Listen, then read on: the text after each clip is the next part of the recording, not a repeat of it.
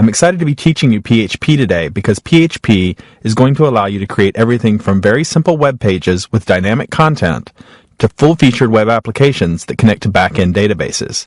You'll be able to develop websites that are better, and you'll be able to develop much more efficiently.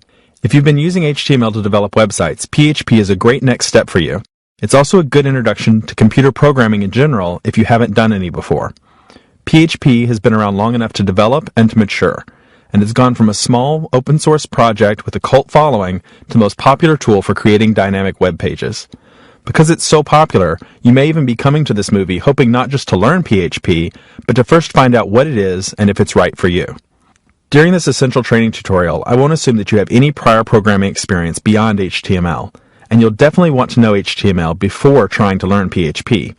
PHP is going to build on the foundation of HTML, and the results of a page of PHP will be to send HTML to a browser. Some basic knowledge on how to style HTML with CSS, or cascading style sheets, will be helpful, but it won't be necessary.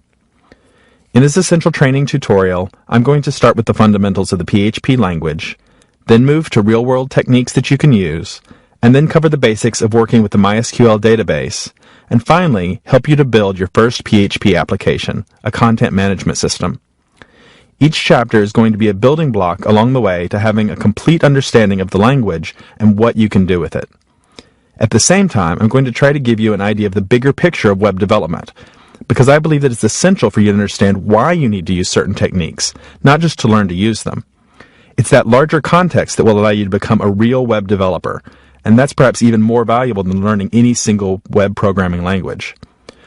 Of course, we can't cover everything there is to know or consider about web application development, but I will give you a good foundation and get you on the right track.